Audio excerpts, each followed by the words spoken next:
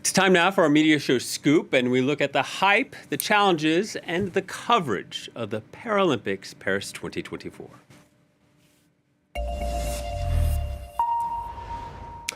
Well, the Paralympic Games are growing and fast, but are we as a society keeping up? And if not, what role should the media have? In terms of ticket sales, the Paralympic Games are the world's third biggest event, trailing only the Olympics and the World Cup. Now, it took 7 years to prepare this Paris edition, and for the first time in Paralympic Games history, all 22 sports were broadcast live. When asked if a turning point was reached, here's what officials had to say. They were emphatic about the event's growth and potential. I think so. We are evolving as a sport movement. So I think, yes, it will be a before Paris and after Paris for the Paralympic movement. Well, these Paralympics saw a record of more than 225 media rights holders. Those were broadcasters, web streamers, digital, social, and audio platforms, many offering more coverage than ever before in their respective countries. Paralympians want that exposure to lead to social changes. Take a listen. We include disability extremely well in the Paralympic world. But what about sexism? What about LGBT phobia? What about racism? I want to point out that inclusion is plural. I think the part of the legacy that is really challenging is the legacy for society, the legacy for accessibility for disabled people and how they can access their very best performance in whichever part of life they exist. So whether that's in a job in society, whether that's accessing buildings, public transport, we really struggle with that in the UK. So a lot to touch on, but we can speak to two journalists covering these Paralympic Games. Besma Essoussi, who is almost completely blind, as well as Sarra Fourti. You two work at Radio ML in Tunisia. Obviously, thanks to your hats and your shirts, we see that you're very proud Tunisians. Sarra, let's begin with you. First of all, can you tell us about why you two and how you two made it to France to cover these games? So I'm going to start with introducing myself very briefly. I'm Sarra Fourti from Tunisia, and I'm the manager of a community radio promoting the rights of people with disability. And we've been chosen to come here to cover the Paralympic Games, Paris 2024, by CFI, which is a French agency of media development. And the experience was great. We had the chance to be here, to report from here, and to keep updated our audience in Tunisia. Yeah, and these are not the first Paralympics you guys have covered, but being here firsthand, Besma, what has that meant to you? Yeah, thank you so much for the invitation. I will myself introduce myself. So, Besma Essoussi, I'm a reporter and here even a supporter, advocator for the rights of people with disability. I myself having a visual impairment, a challenge, a dream, but now it is a reality with CFA, the French Agency for Media Development, who gave us the opportunity to be here. Essentially, I'm producing and presenting some programs on Radio ML, which means free media, Media Libre, and on essentially voiceless people, I mean women, people with disability, and lately with elderly people.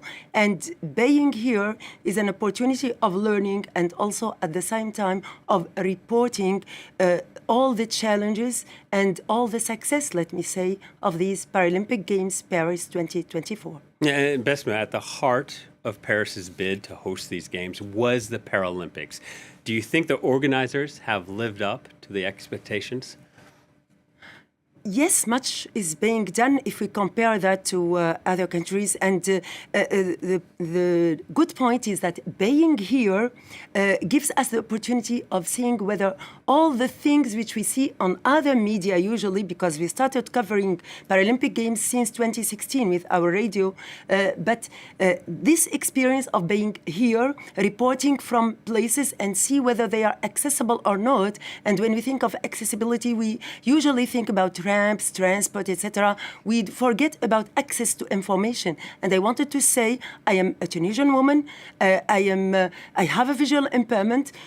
Formerly, I was an English teacher. I have nothing to do with journalism and reporting, but with empowering women on sportive journalism, we can be here. And I found that really I am meeting so many of my expectations. I'm learning lessons. And I'm also trying to report much of what we have learned here, the challenges we are experiencing lately, and also how we could, by the end, manage to turn them into possibilities for us and opportunities for giving information to our audience live at the moment. And we daily ask them to seize the moment and follow our radio. That's a great point. Accessibility to information, often overlooked when we talk about inclusion, isn't it? Sarra, talk to us about how you two work as a team and cover some of these events. So basically, I'm the camera woman of Miss Besma. So she's the one who's reporting. She's the one who's doing interviews. She's a talent, as we say in the industry. Oh yes, oh yes. And we had some interesting interviews with the president of the Committee Paralympics of France, the president, and also with the ambassador of sport. We did also some interviews with many. How to say it? Not only athletes, but fans and supporters. Yeah, even people on the stadium. And we've been in different places. Thanks to the tickets, we tried to visit so many places like the CC Foot, where is the Tour Eiffel, and also Roland Garros. Wonderful venues. Yes. Wonderful venues. And most of the Tunisian athletes were in the Stade de France, so we were most of the time there. And also we've been in the Olympic village. Yep. Yes. Yeah. So I know you weren't at Rio de Janeiro or Tokyo for the previous games, but you were covering them. Have you been able to at least see a change in the popularity of the Paralympics? So Radio Amal started broadcasting in 2015. Right. So the first games that we cover is Brazil 2016. Yeah, 2016. And we've been, after that experience, we've been inspiring other radio to cover Paralympic games too. So we didn't have that in our countries. But we started this fashion, I would say. Yeah. But so it's a good opportunity to inspire other media. Yeah, if you're going to be a trendsetter, you might as well do it for something good. Besma, what has the reaction been from friends or family about your successes? It's really a dream which came a reality, and it's not something easy, because I myself stayed for about 15 years denying that I am losing my sight. And the change in a way became when I said, let me stop crying over my eyes and see what I can do without. The problem is that as things have become invisible for me, I myself discovered that I was becoming invisible. And through the radio, I managed to give voice to so many athletes and so many persons in the radio. So it is, in a way, the shame which is becoming daily a pride for my family, for my friends, for my followers who are always seeking new information. So the double discrimination of being a woman and a woman with disability, I'm trying to work harder with double effort and double challenges, because I would like to say to others, I can be a reporter with visual impairment. I can also inspire other people with disability, and having very good relationship with so many of the athletes, I managed to get all the time what they are doing. And with our radio, it is some sort of advocacy for the rights of people with disability. So our work is not just momentary, but there is nothing like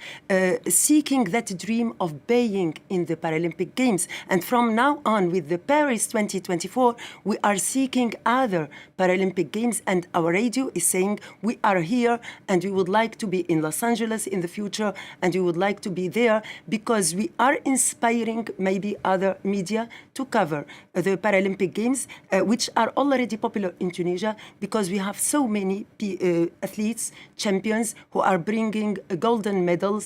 And that's why we have to do that work, not just for us as reporters, although we have so many challenges. Our daily work is not that easy because I have to memorize all the information. But still, when I remember that... just for our viewers, Yeah. memorizing all the information, I can tell you, her job, a lot harder than mine, okay? That's very difficult. We're running out of time, but real quickly, Los Angeles, 2028. Paris did on the success of Rio and Tokyo. What should Los Angeles do to build upon the success of Paris? I would say more inclusive means of transport. Also, to make easy the access to media for press pass, because we didn't have the chance to get that. Yes. We are in a nation bogged down by bureaucracy. I don't think that's me editorializing saying that. Final thought for you, Besma. We're running out of time. Oh, if I say something, I will never forget being received at the Élysée and at the French Foreign Ministry, and that image of children on the first day to school being in the stadium and encouraging Paralympic athletes. So keep dreaming. There is always other challenges, and certainly with what we are learning from these programs and what we are learning through these experiences, I feel that the future is better, and we have to work harder, we as reporters, on that. And Besma, I'm sure you have some former English students that are very proud. I want to thank both of my guests, Besma, Sarra. It was wonderful for you to come into the studio today. Thank you very much.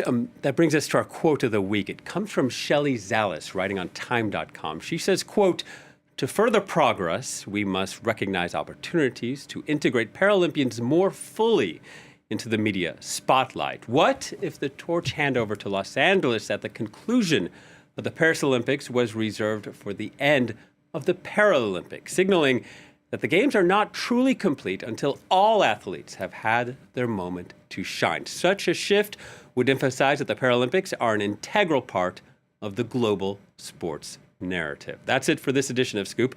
Thank you for watching. Please stay tuned to France 24.